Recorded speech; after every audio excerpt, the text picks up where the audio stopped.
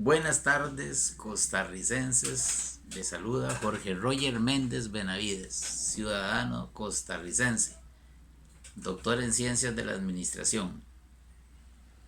Como ustedes saben, yo he venido promulgando desde hace casi 3 años la necesidad de ir a una Asamblea Nacional Constituyente, porque en Costa Rica el análisis de la realidad, la política es una ciencia de realidades, dice claramente que ningún gobierno, por muy bueno que sea el que llegue a la presidencia, tiene el suficiente poder para transformar el modelo político y administrativo. ¿Por qué no tiene suficiente poder? Por la siguiente razón. Desde el año 1871, la oligarquía criolla de Costa Rica, que antes era conformada por la aristocracia, por lo mejor de la sociedad, y que procuraba, ya sea por ideología liberal o ideología socialdemócrata, procuraba, al menos en el discurso y en algunas 2 o 3 o 4 realidades que no se les puede negar, procuraba el interés público y el bien colectivo. Hablo, por ejemplo, de los periodos presidenciales del liberalismo en Costa Rica, donde obviamente pues resalta la figura del cartaginés Ricardo Jiménez Oriamuno. Y también hablo del periodo socialdemócrata, principalmente los 2 primeros gobiernos de la socialdemocracia, que tuvieron que ver con la transformación del Estado costarricense a partir de la fundación de la Segunda República y con el gobierno de el sanramonense Francisco J. Orlich. Hablo de esos 2 gobiernos. Y no dejo de destacar algunos elementos, algunas pinceladas importantes que tuvo otros gobiernos de liberación nacional, pero que también, apuntando hacia el interés público, desarrollaron políticas y legalizaron la corrupción para que solamente los miembros de su partido político tuvieran acceso a las oportunidades de generar riqueza en Costa Rica. Y eso a partir del gobierno del licenciado Daniel Oduber Quiroz, que muchos aplauden, porque realmente era un hombre con un intelecto finísimo, pero también dominado por las oligarquías nacionales, que es que esto hay que aclararlo. Ni José María Figueres Ferrer, José Figueres Ferrer, padre, tuvo la capacidad de ganar la Asamblea Nacional Constituyente por la desorganización que tenía su organización de combate social, que también hubo una guerra civil donde murieron muchos costarricenses. Era una organización emocional, al grito de viva la libertad, viva Pepe Figueres y sus hombres, pero carecía precisamente de los elementos condicionantes para conocer y controlar a la oligarquía criolla. Esta oligarquía criolla mafiosa tiene una realidad enorme, porque desde el año 1871 venía con la constitución del general Tomás Guardia. Esta constitución, para aquellos años, pues generó unos resultados relativamente interesantes para Costa Rica. Y digo relativamente porque pudo haber hecho más los gobiernos, los periodos presidenciales bajo esta constitución.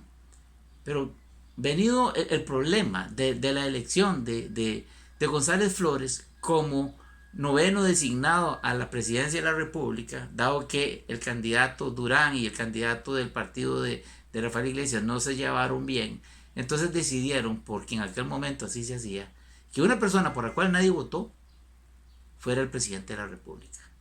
Entonces, el presidente González Flores fue presidente sin un solo voto, solamente por la designación de los 2 partidos de la oligarquía criolla mafiosa que en ese momento tenían la sartén por el mango, como la tienen hoy con los partidos políticos actuales. Este señor, González Flores, nombra como ministro de guerra a Federico Tinoco Granados. Y obviamente este señor, Federico Tinoco Granados, al darse cuenta por su formación militar que ese presidente era espurio, porque los conceptos de la democracia, que bien los conocía Tinoco, los Tinoco, porque eran 2 hermanos, nadie votó por él, le dio un golpe de estado. Y en aquel momento que le dio el golpe de Estado, allá en 1917, pues él convoca a los 7 expresidentes vivos de aquel momento, de los cuales 5 responden, para llevar a cabo la redacción de un documento que sirva como base para la transformación de la constitución política que venía de 1871.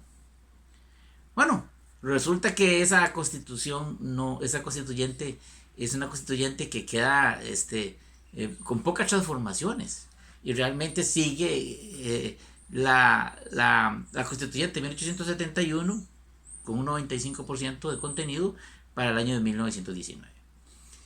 Al año 1919 ocurre algo terrible en Costa Rica y es que los estudiantes son los que se indignan y con el liderazgo de Carmen Lira llegan a quemar el órgano reproductor de las ideas de la oligarquía criolla mafiosa, que en este caso tenía el Ustinó con el poder. Se llamaba el periódico La Información. Ese periódico fue quemado y Tinoco salió yendo con el dinero de los costarricenses a morir en Francia o en Bélgica. Ahorita no tengo idea si fue en Francia o en Bélgica, en alguno de los dos países. Y siguió la vida constitucional costarricense. Entró Julio Acosta. Julio Acosta, un hombre digno a la presidencia de la República, un hombre noble, pero incapaz porque no tenía el poder suficiente de transformar el modelo político administrativo. Parece ser que el costarricense se conforma con que el que llega a la presidencia sea noble, sea digno, no sea ladrón. Pero eso no implica que todos los elementos de la estructura del Estado no tengan hombres dignos o mujeres dignas que no roben y que no lleguen a hacer uso indebido de los recursos públicos. De nada sirve elegir al presidente digno, noble, si hay un aparato público hacia abajo que no se repite esa lealtad a la moral costarricense o al deseo de que los recursos sean públicos y que soporten para todos, que la plata alcance para todos. Bueno, entonces, ¿qué pasa? Lo que sucede es que Costa Rica cae en manos de la socialdemocracia bien intencionada en algunos momentos a partir del año 1949. Pero, como les repito, como Figueres Ferrer pierde la Asamblea Nacional Constituyente, solo saca 4 constituyentes, realmente sigue en vigencia la Constitución de 1871. Pero le agregan elementos muy interesantes para el control de la masa, para el control del pueblo. Por ejemplo, usted puede leer ahí el artículo 2 y el 3 y el 4 y se da cuenta que la palabra pueblo no sale por ningún lado. Dice que la soberanía reside en la nación. Y muy interesante porque entre el artículo 3 y el artículo 4, 5 millones de costarricenses, o sea, un grupo de costarricenses, no representan al pueblo. Este elemento en la redacción se hace así para que se decida en los tribunales nombrados por los jueces de la oligarquía criolla mafiosa cómo se interpreta el artículo 3 y el artículo 4.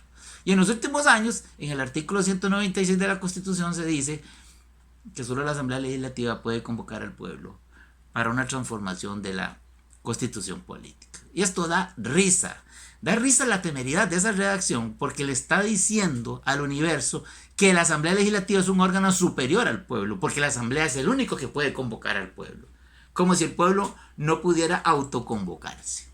Y aquí se jodió la oligarquía criolla mafiosa y esos abogados que con la intención de seguir manejando al pueblo como les da la gana cometieron ese error en el 196.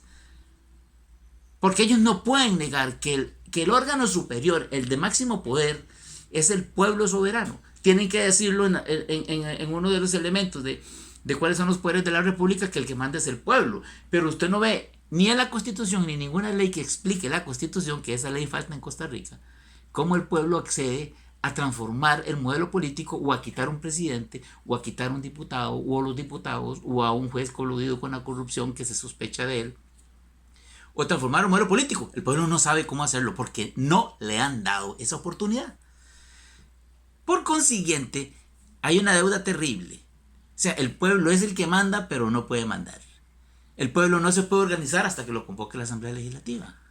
O sea, el pueblo no son 5 millones de costarricenses. Entonces, ¿quién tiene el poder en Costa Rica? Los partidos políticos. Los partidos políticos es la peor desgracia que le ha ocurrido a Costa Rica si queremos considerarnos como una de las democracias más puras y más limpias del planeta. Ahora, usted me dirá, pero es que hay partidos políticos en los Estados Unidos. Sí, claro que sí. Son 2 partidos que en el fondo son lo mismo. ¿Por qué son lo mismo? Porque usted analice su estructura ideológica, analice su política internacional, analice sus bases democráticas y todo lo que se ha manifestado últimamente con las dudas que existen de que aquí en los Estados Unidos hubo fraudes electorales, donde hasta se acusa a Rusia de una manipulación terrible de eso, cosa increíble. Entonces decimos, ¿realmente hay una crisis de la democracia en el mundo? Claro que la hay. ¿Hay una crisis de las democracias en el mundo? Claro que las hay. La ha habido en Uruguay, que es otra democracia importantísima en América. ¿Cómo no va a tener Costa Rica una crisis? Claro que sí, hay una crisis terrible de validación. Resulta que el partido político no solamente toma los cargos de elección popular, sino que toma los cargos de nombramiento. Y entonces nombra jueces, nombra a sus elementos dentro de las estructuras de Recope, del ICE, de la Caja, del INA, del INBU, del Banco de la Vivienda, del Banco Central, de los bancos del Estado. Y amarran todo aquello bajo un humo democrático. Y si al pueblo no le gusta la tasa de interés, y si al pueblo no le gusta el accionar de un presidente de la República, y si al pueblo no le gusta lo que hace una fracción legislativa, y si al pueblo no le gusta el fallo de una sala constitucional que se extendió en sus poderes, pues no le gusta, pero no puede hacer nada, no puede transformar aquello. ¿Por qué? Porque tiene que pedirle permiso a unos partidos políticos que conforman la Asamblea Legislativa. Entonces, si el partido político conforma la Asamblea Legislativa y la Asamblea Legislativa es la que en el 196 puede convocar al pueblo, ¿quién manda en Costa Rica? Liberación, la Unidad, el PAC, el Frente Amplio, cualquier partido, ahora este nuevo que llevó a don Rodrigo Chávez Robles, también forman parte de esa misma estructura de manejo de la cosa pública. Esa es la razón por la cual hemos dicho que si el modelo político administrativo está desgastado por la lista de robos históricos, el fondo de contingencias agrícolas, el préstamo español, el problema que hubo precisamente con los equipos de Finlandia, de la Caja, la trocha, la trocha, bueno, el caso Diamante. Dese cuenta que por qué no hay nadie metido en la cárcel. Porque la fiscalía, a la hora de llevar a cabo la investigación, no encuentra las condiciones suficientes para definir un tipo penal y acusar a alguien. ¿Y por qué no lo hace? Porque la prueba que define la existencia de un tipo penal es espuria o se obtuvo mal. Entonces se cae el caso. Y si por alguna razón logra establecer una prueba para un delito penal, para un funcionario de estos, o para alguien que nos robó en la trocha, o que nos robó en el caso Diamante, o en el Fondo de Contingencias Agrícolas hace años, o esto que resulta que el tribunal de primera instancia hace un juicio malo y genera una reacción mala en su juicio para que cuando vaya a casación, digamos que lo condena, pero cuando va a casación o se apela, el caso se cae y la persona sale libre, disfrutando sus millones. Luego, la corrupción legalizada, los contratos que tiene que el ICE forzosamente que pagarle a los generadores privados, cuando el ICE puede comprar la corriente que nos hace falta en ciertos momentos del año en el mercado eléctrico internacional. Ah, no, pero forzadamente, como decimos los costarricenses, a huevo hay que comprárselos a ellos a un costo 3 veces mayor. ¿Eso cómo se llama? Corrupción legalizada. Corrupción legalizada. Un vehículo en Costa Rica paga un 80% de impuesto selectivo al consumo y un 20% de arancel. ¿Por qué? Si es un instrumento de trabajo. ¿Por qué son tan caros los vehículos? Por ejemplo, tengo un amigo muy importante en Costa Rica que se compró una camioneta Durango y pagó $75,000. Esa Durango aquí en los Estados Unidos vale $29,999. Es decir, que cuando entra a Costa Rica, el que la va a vender tiene que pagar 2 veces el precio. Primero cuando la compró en $30,000 y luego darle $30,000 a Hacienda para tenerla ya libre para poderla negociar. Y él le mete $15,000 más de ganancia. Así funciona Costa Rica. Con vehículos que se necesitan para tener la dignidad de hacer un turismo apropiado, para hacer la dignidad de hacer un trabajo decente. Las calles nuestras deterioradas. Dígame si eso no es que el modelo está desgastado. Dígame, las denuncias. Ha hecho 2 videos últimamente. El doctor, porque es un doctor en ciencias de la educación y es un licenciado en Derecho, Juan Diego Castro Fernández, ha denunciado terriblemente esa corrupción del Poder Judicial. Y es que Juan Diego, al ser abogado y al haber sido docente muchos años, tiene muchos conocidos en ese gremio de los operadores legales, de los abogados. Y entonces a él le llega mucha información que a mí no me podría llegar, o no le llega a usted que me está viendo acá. Pero él ha sido muy valiente y le ha dicho sus 3, 4 cosas a este presidente que tenemos en la Corte Suprema de Justicia, que en los tiempos en que fue fiscal general se dejó por 6 meses la libreta de Caro Quintero, y cuando la devolvió sin las hojas de los números telefónicos de los políticos de Costa Rica, que permitieron que Caro Quintero entrara a Costa Rica, no se le procesara en Costa Rica, sino que se lo enviaran a México. Eso lo hizo el actual presidente de la Corte Suprema de Justicia cuando fue fiscal general. No le digo qué clase de personas tenemos nosotros dirigiendo los destinos de la patria. Y ahora dice Juan Diego que una señora Patricia Solano, que es la segunda en el barco de la corte, quiere desplazar a este otro señor, Fernando Cruz, como presidente, instalarse ella. Pero para eso ha hecho unas matráfulas maquiavélicas. Bueno, que solo hay que escuchar a Juan Diego para ver los elementos procedimentales de lo que está ocurriendo ahí en la corte. Y lo que muchos abogados que son jueces saben, pero callan porque no quieren perder su salario millonario. Esos costarricenses tienen que denunciar, tienen que ser valientes. Porque si son valientes y denuncian, Costa Rica entonces va a una Asamblea Nacional Constituyente y saca toda esa podrición, todas esas manzanas podridas del saco, y podemos correspondientemente montar un nuevo Poder Judicial donde sacamos la Sala Constitucional del Poder Judicial, la Fiscalía del Poder Judicial, la Defensa Pública, el OIJ. ¿Por qué? El complejo forense, para que los jueces no manipulen eso. A los jueces solamente tiene que llegar el reporte de un médico forense, del complejo forense, que no llegó ahí porque un político lo montó. Entonces ahí podemos confiar que esa persona va a hacer un informe científico, no un informe apegado a los intereses de su salario, porque es un salario bueno, no puede perder, entonces manipulan la prueba. Nosotros no podemos seguir en eso, costarricenses. El Poder Judicial fue un trapito de dominguear, ahora está caído, según la versión de Juan Diego, que a simple vista, Juan Diego tiene toda la razón, porque nosotros no somos ciegos ni somos sordos y estamos viendo lo que ocurre. En Costa Rica, está hablando del Poder Judicial. Hablemos del Ministerio de Obras Públicas y Transportes, la empresa de construcción de Costa Rica, venida a menos. Le crearon una empresa llamada Conavi, porque lo que no podían hacer allá lo hicieron en Conavi, y ya Conavi está en alas de cucaracha, y Costa Rica necesita avanzar. Ahí se ocupa una reforma terrible.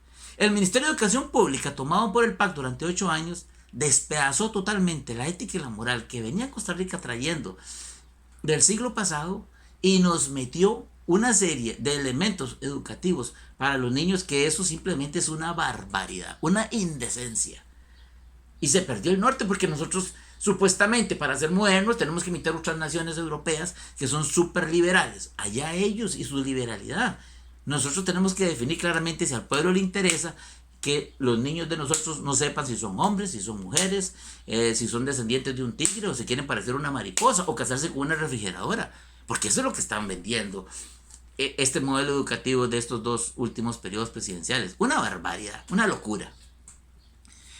Hablemos precisamente de la política de apertura comercial de Costa Rica. Costa Rica llega y firma 9, 10 tratados libres de comercio, pero no le saca provecho. ¿Cuál es la importancia de firmar un tratado de libre comercio? Primero, saberlo firmar, saberlo relacionar, porque ese tratado que se firmó con los Estados Unidos y con los países de Centroamérica no declara correctamente cuál es el territorio de Costa Rica, dejándole a todos los demás, y principalmente a los Estados Unidos, la oportunidad de ir a hacer exploraciones, porque en el tratado dice es que usted no metió esta parte del mar como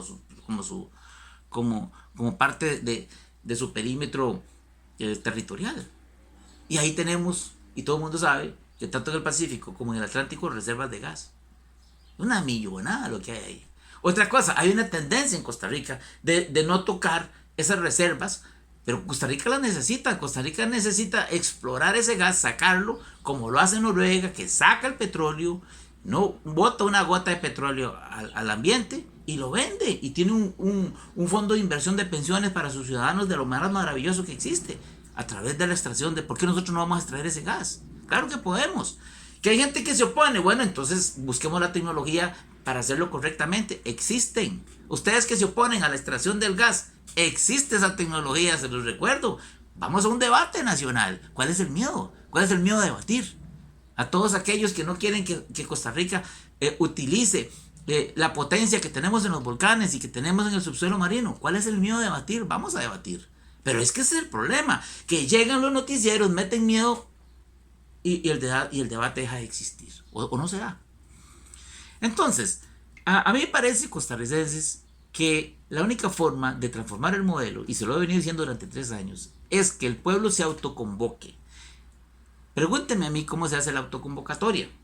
Finado licenciado Fernando Varela Salazar, que para mí lo asesinaron en el Hospital México, con todo el respeto que se merecen esos funcionarios. Duraron 2 meses tratando de matarlo, porque él fue el que redactó el documento como abogado que era, de cómo autoconvocarse. Yo le dije, no se meta a ningún hospital de Costa Rica en la pandemia, lo metieron ahí y salió en cenizas. ¿De qué murió? De una cosa que le llaman COVID-19. De eso fue que murió, supuestamente. Y no le hicieron autopsia ninguna. ¿Qué problema, costarricenses? Cuando ya la gente que quiere transformar el país sale muerta de un hospital y sale sin un documento de una autopsia realmente dicha, sino que se fue en la tira con el COVID. ¿Cuántos se fueron así? Sin autopsia. Eso no es corrupción. Eso no es un delito. Por supuesto que lo es. ¿Y qué pasa con nosotros los costarricenses? No nos estamos espabilando. Nos están robando el país, nos están robando. ¿Quiénes? Los partidos políticos. Esos son los culpables. Y claro, hay otro aliado a los partidos políticos, que son los medios de comunicación que tienen negocios con el Estado. Si usted tiene dinero, tiene unos bancos que prestan dinero y también tiene un periódico, entonces usted presiona a través del periódico con las noticias para enviarle noticias a la mente de los costarricenses de todo aquello que le conviene a usted como banquero. Aquello es un instrumento para promocionar sus negocios. Si usted tiene un periódico, pero también hace negocios de turismo y hace negocios de otras naturalezas, usted presiona a través de su periódico, a través de su noticiario, para hacer los otros negocios. Y si tras de eso está pagando una miseria por el uso del espectro radiofónico, televisivo, peor.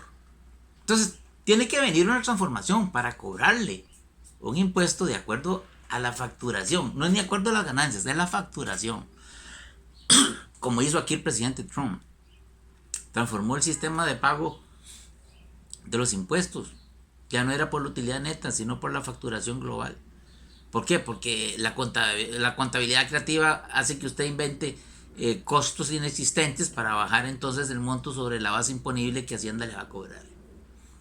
Bueno, imagínense que en Costa Rica últimamente dice la ANEP a través de Albino Vargas que le dijo el señor Chávez Robles, don Rodrigo Chávez Robles, presidente de la República de Costa Rica, que lo que él se enteró cuando fue ministro un poco de tiempo de Hacienda, que la evasión y la ilusión llega a 3.600 millones de dólares.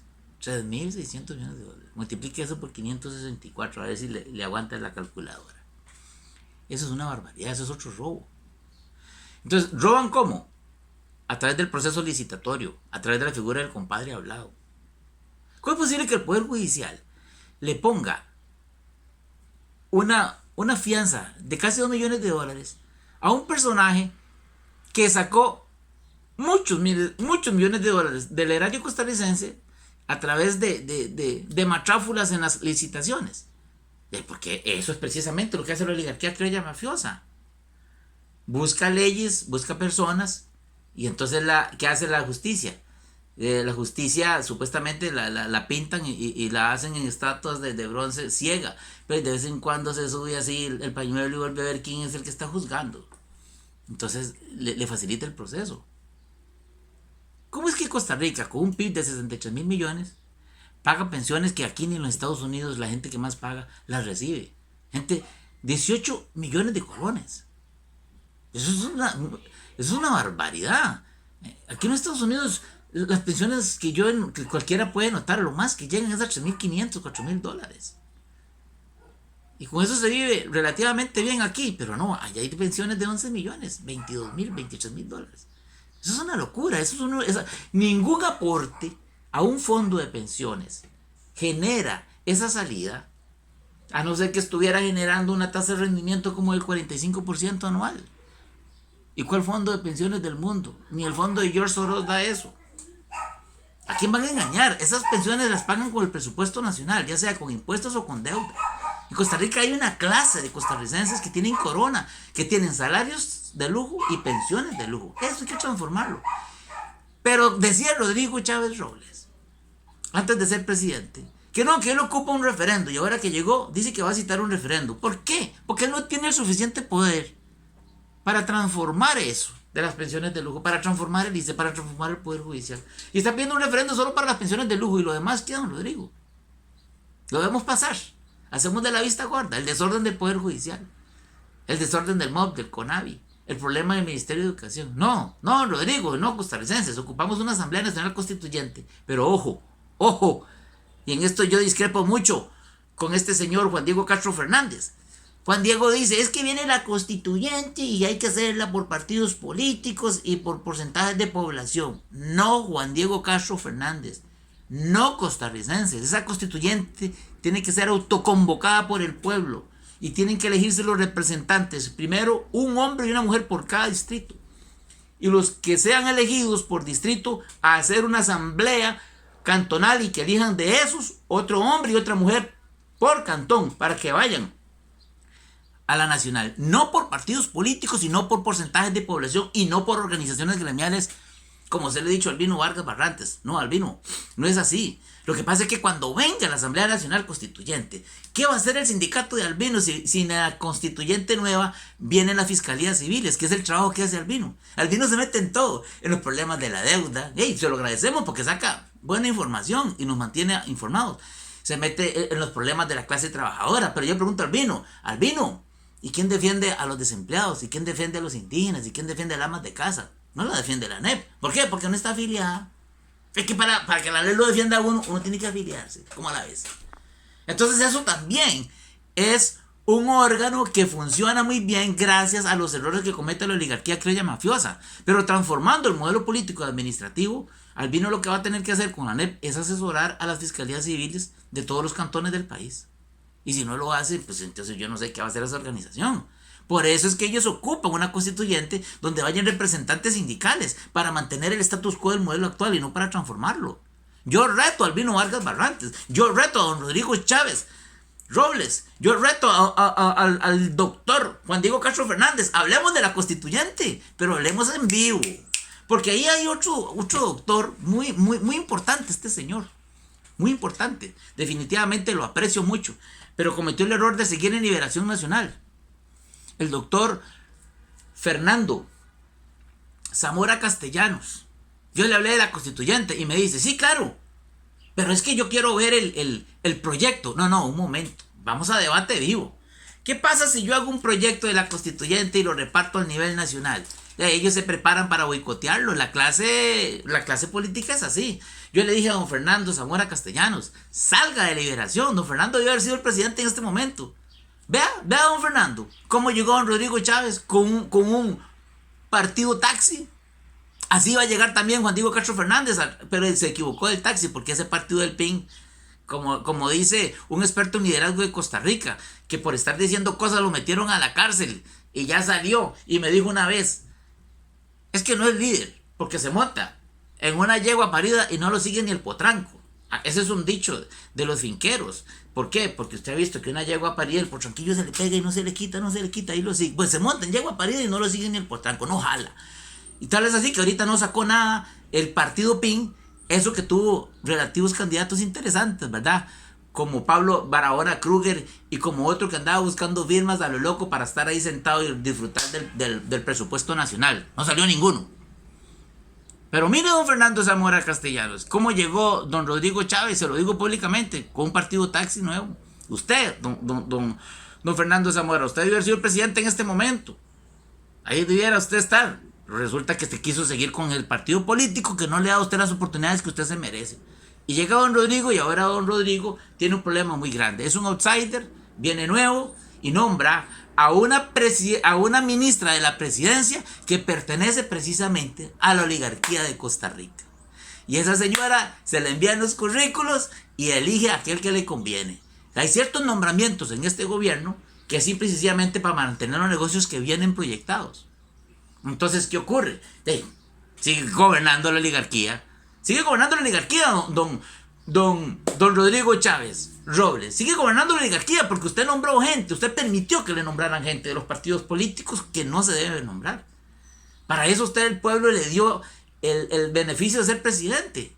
Para eso se derrotó a José María Figueres Olsen. Para eso se derrotó a José María Figueres, porque usted no derrotó a José María Figueres Olsen, don Rodrigo Chávez. No, usted no lo derrotó el pueblo.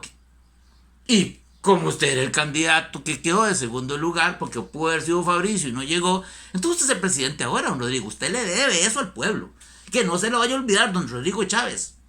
Que usted le debe al pueblo una transformación.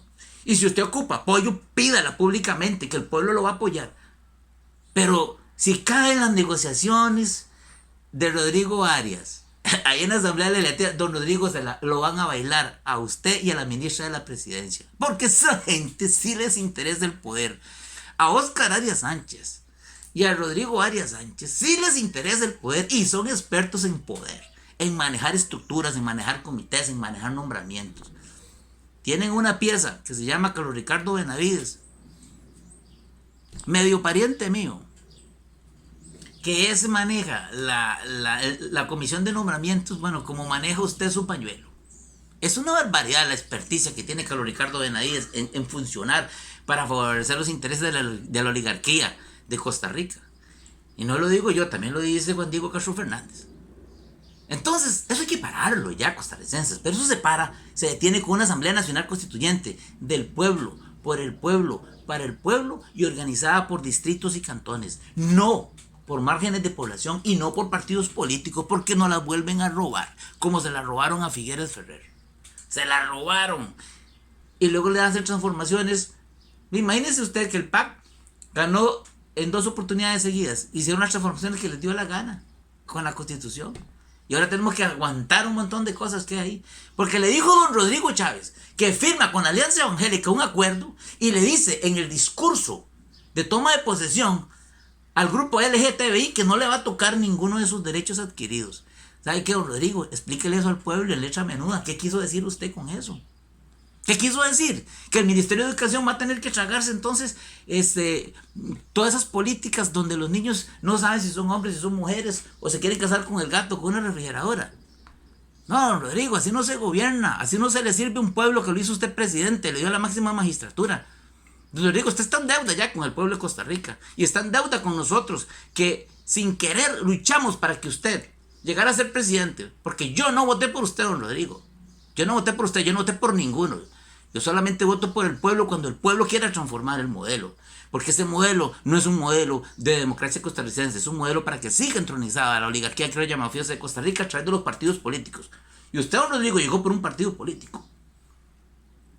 Don Rodrigo, busque al pueblo si lo necesita. Y si lo que quiere es servirle a la oligarquía criolla mafiosa con esos nombramientos, déjeme decirle que desde ahora la resistencia de ticos entre la cual estoy yo, se lo vamos a decir desde ahora. Sin miedo, don Rodrigo, aquí no hay miedo. Aquí lo que hay es un dolor terrible por ver cómo se pierde la plata. Vea, don Rodrigo, usted es financista. Dígame, ¿cómo va a ser? Si ahorita hay que pagar dentro de 3 meses 1.000 millones y dentro de 8 meses como más de 1.800 millones de dólares. ¿De dónde va a sacar la plata? No me diga que entonces sus amigotos del fondo van a negociar con usted porque eso es lo que usted viene diciendo. Usted no está hablando, como dice Albino Vargas, de mejorar los salarios. En eso le doy la razón a Albino. En su discurso no aparece la palabra salario. Y del trabajo vivimos todos los costarricenses. ¿Qué va a pasar con esos precios exorbitantes que tiene Costa Rica? Hay una cosa rara, se maneja la inflación, pero todo es carísimo. La comida es carísima, los alquileres son carísimos, la demanda agregada está caída en el mercado nacional. Dígame usted que es economista, que tiene un doctorado en economía, ¿cuál demanda agregada de cuáles países que nosotros tenemos tratados de libre comercio va a aprovechar usted? Si Costa Rica, en todos los años que tiene la política pública de apertura comercial, nunca montó una agenda para enseñarle a los ticos cómo aprovechar un mercado internacional, nunca, eso solamente lo hace la oligarquía criolla mafiosa, con sus instituciones ahí. ¿Ah? Que todo el mundo aplaude Procomer, sí, pero Procomer le explica al pueblo cómo desarrollar negocios internacionales, ¿no? Ahí hay un observatorio de micropymes, don Rodrigo, ahí en las universidades públicas, búsquelo. Ahí andan quejándose de que los micropymes duran 3 años y se mueren. ¿Y cómo no se van a morir? Si la gente se mete por emoción a montar un negocio, no tiene conocimiento, no tiene capacidad cognitiva para relacionar variables y saber si ese negocio en 3 años cae, sino que se mete a tropel. Don Rodrigo, ya es hora que las universidades públicas a las que usted les dijo que no despilfarraran los recursos, usted las ponga en orden y les pida, usted, presidente de la República, un sistema de formación no solamente para los muchachos que entran a sacar una carrera en forma inicial, sino para el resto de los costarricenses que ocupan conocimiento para mejorar sus actividades económicas. Bueno, aquí hay mucho que hablar, definitivamente. Termino diciendo lo siguiente. Vea, Juan Diego, la constituyente viene, pero viene autoconvocada, no por el 196. Tenemos que lograrla nombrando un hombre y una mujer por distrito y un hombre y una mujer entre los distritales para el cantón. Y tienen que ganar por dietas. Y el que no le sirve, el cantón lo saque y manda a otro. Hay que poner en la nueva constitución el capítulo del poder ciudadano, el poder del pueblo, revocatoria de mandato, fiscalías civiles. Un proyecto que hay que darle vuelta y que hay que trabajar muy bien son las garantías económicas. ¿Hasta dónde el Estado realmente tiene que garantizarle qué económicamente al ciudadano? Tenemos que transformar el Ministerio de Hacienda profundamente y el Poder Judicial, y usted lo sabe muy bien. Lo invito a usted, don Juan Diego, a que nos proponga cómo debería quedar el Poder Judicial de acuerdo a su experiencia como jurista en tantos años. Y hay muchas cosas que hablar costarricenses, pero el tiempo apremia y da pereza también ver un video muy largo. Les habló el doctor en Ciencias de la Administración Jorge Roger Méndez Benavides, nacido un 12 de diciembre del año 96 en San Ramón de Alajuela, vecino de Esparza y de Cartago, y ahora de la 8ª provincia de Costa Rica llamada Nueva Jersey. Un gusto saludarlo.